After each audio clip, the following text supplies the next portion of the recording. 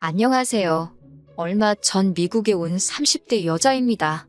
계모인 시어머니 때문에 하마터면 미국에 혹 하나 달고 올 뻔했던 어처구니 없는 이야기를 해드릴게요. 남편과 저는 사내 커플이었습니다.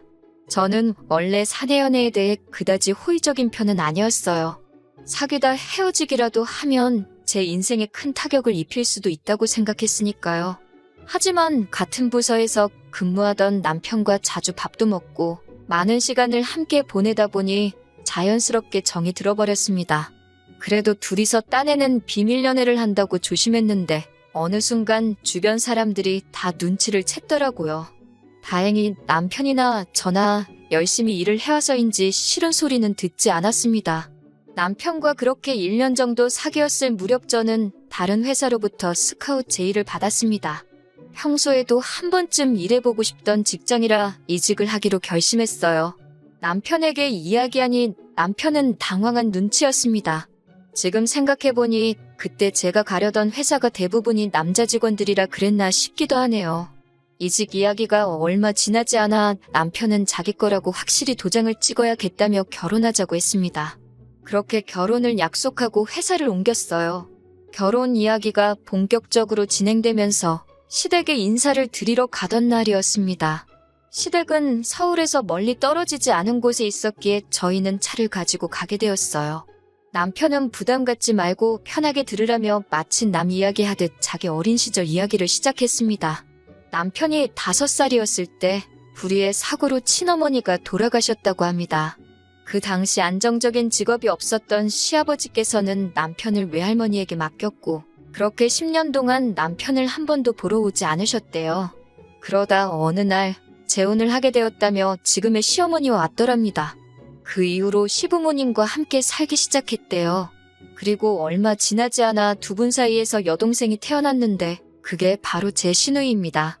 그런 이유로 자기한테 나이 차이가 많이 나는 여동생이 있는 거라며 혹시 궁금해할까봐 말해주는 거라고 하더라고요. 평소에 성격이 밝고 가족들하고도 사이가 좋은 것 같아 보였기에 남편에게 그런 과거가 있는 줄은 상상도 못했습니다. 시댁에 도착하니 시부모님이 저희 둘을 반갑게 맞아주셨습니다. 신우는 어디 갔는지 안 보이더라고요. 저는 그저 속으로 어른들이 모인다니까 불편해서 어디 다른 데라도 갔나 보다 생각했어요.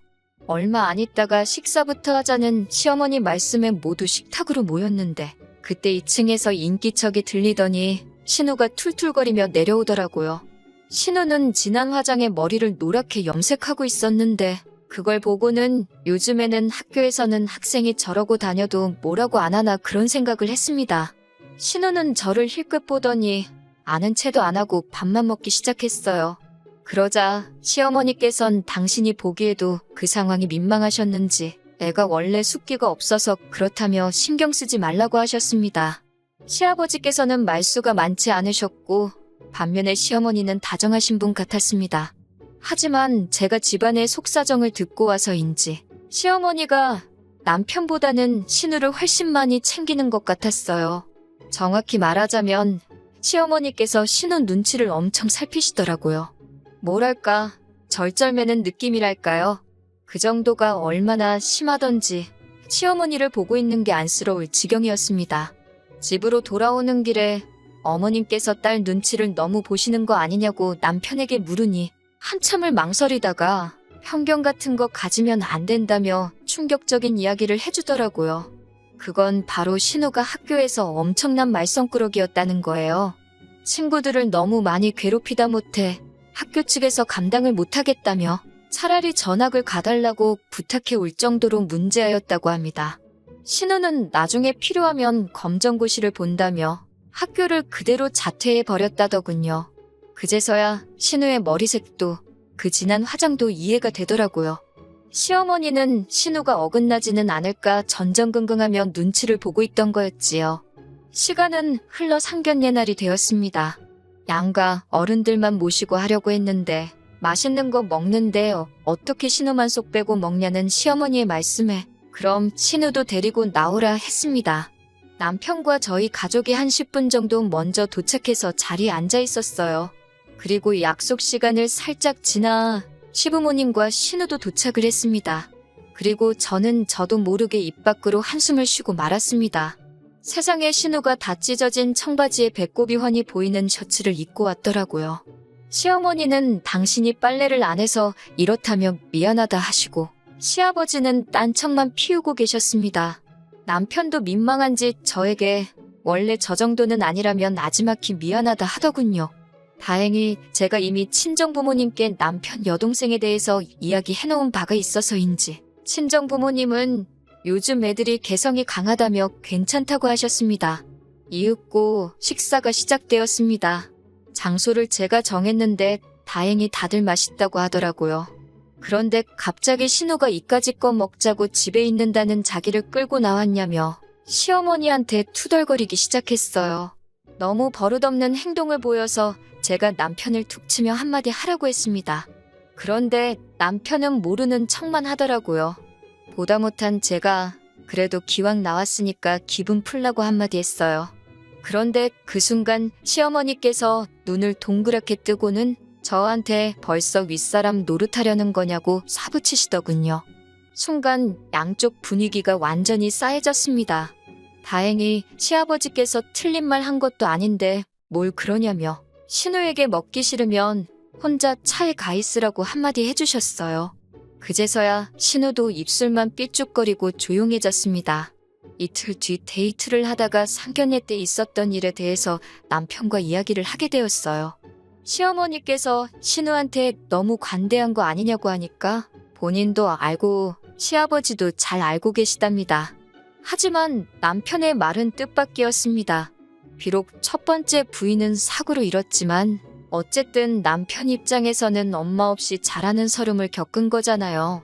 이번에 이혼이라도 하게 되면 또 다시 딸도 편부모 밑에서 자라야 하는데 당신 자식한테 그런 서름을 또 겪게 할 수는 없다고 그래서 웬만한 건 그냥 참고 사신다 하더라고요.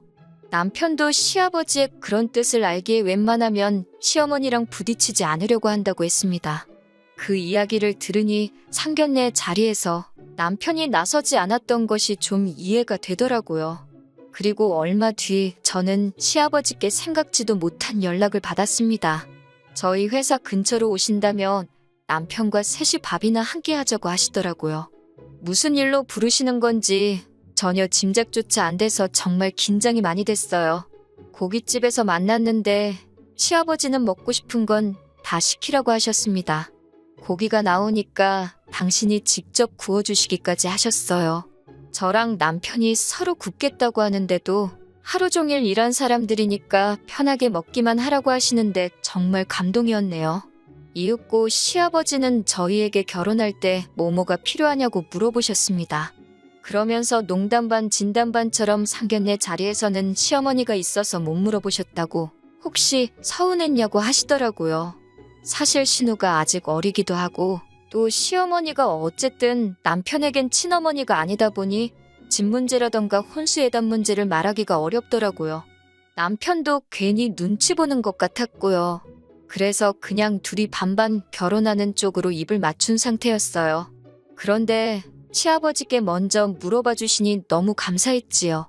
저희가 우물쭈물하고 있으니까 하긴 어떻게 대놓고 뭘 해달라 소리를 하겠냐며 통장을 하나 주시더라고요. 통장을 열어보니 5천만 원이 찍혀 있었습니다. 시아버지께서는 남편에게 돌아가신 남편의 친어머니 보험금에 당신이 좀 더 보탠 거라고 덧붙이셨습니다. 남편은 입을 꽉 깨물고 눈물을 삼키고 있었고 그 모습을 지켜보고 있자니 저도 저절로 눈물이 흘렀어요.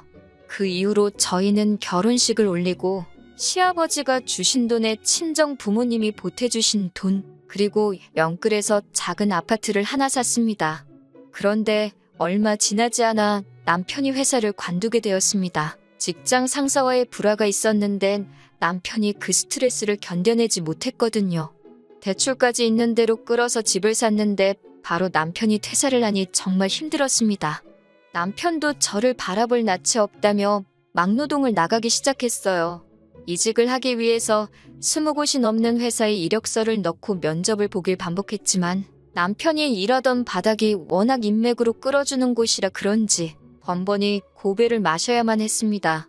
저는 남편에게 기죽지 말라고 두드리면 열린다지 않냐며 열심히 해보자고 다독였습니다. 하지만 그 시간이 길어지자 저도 불안하고 스트레스를 받게 되더라고요. 그러다 하루는 제 상황을 알고 있던 회사 상사가 저를 불렀습니다. 자기가 간섭할 일이 아닌 것 같지만 요새 얼굴이 금방이라도 쓰러질 것 같아서 그런다며 혹시 해외에 나가고 싶은 생각이 있냐고 묻더라고요. 회사에서 전부 다 지원해주는 해외 연수니까 남편이랑 같이 가라고요. 인생의 터닝포인트가 될지 아냐면서 말이지요. 남편과 상의 끝에 해외 연수를 가기로 했습니다. 다행히 배우자에 대한 지원도 어느 정도 가능하였기에 이러한 결심을 내릴 수가 있었어요. 남편의 실직을 걱정하던 양가에도 이 기쁜 소식을 알렸습니다. 특히나 시어머니께서 너무 좋아하시더라고요. 남편에게도 잘 된 일이라고 그러시는 게 아니고 혼자서 다른 계산을 하고 계셨거든요. 시어머니께서는 저희더러 신우를 같이 데려가라고 하셨습니다.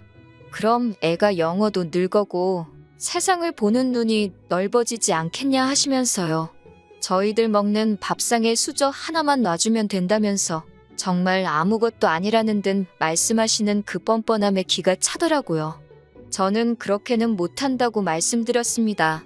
저나 남편이 지금 놀러가는 게 아니라고 몇 번을 설명해도 시어머니는 듣질 않으셨어요.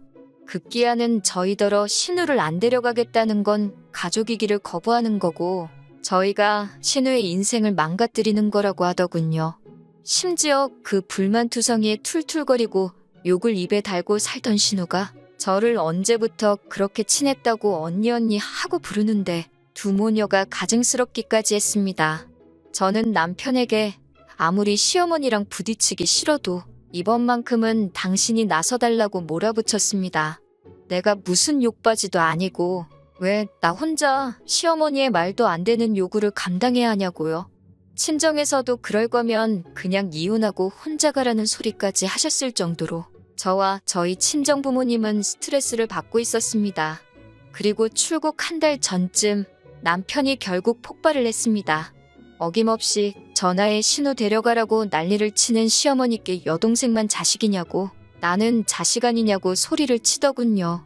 자꾸 이러시면 자기 이혼당한다고 그랬으면 좋겠냐고요. 한 번이라도 자기를 친자식으로 생각하신 적이 있다면 제발 억지 좀 그만 쓰라고 거의 울부짖듯이 외쳤습니다. 시어머니는 눈도 깜짝 안 하고 남편더러 너도 결혼했으니 이제 자식 낳아보라고? 배 아파 나 키운 자식하고 그냥 키우기만 한 자식하고 그게 어떻게 같을 수가 있겠냐 하시더군요.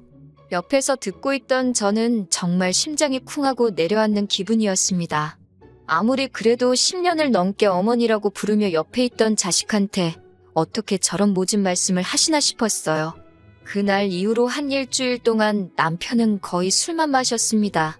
저는 도저히 보고만 있을 수가 없어서 시어머니를 찾아갔어요. 시댁에 가니 시어머니가 저를 개 보듯 닭 보듯 하시더군요. 잘못했다고 사과하려고 왔냐고 물으시길래 제가 뭘 잘못했냐고 받아쳤습니다. 시아버지는 저에게 그게 무슨 말버릇이냐며 오냐오냐 하니까 어른 무서운 줄 모르냐고 호통을 치셨어요. 문득 시아버지가 지금 이 상황을 정확히 알고 계신 건지 궁금했습니다. 저는 시아버지께 저랑 남편은 이제 이혼해야 할 것 같다고 말씀드렸어요. 그러자 시아버지께서 눈이 동그래지시더니 어디 감히 이혼 소리를 하나며 말버릇 지적한 걸로 잔소리 들었다고 이혼한다고 하는 거냐며 호통을 치시더라고요.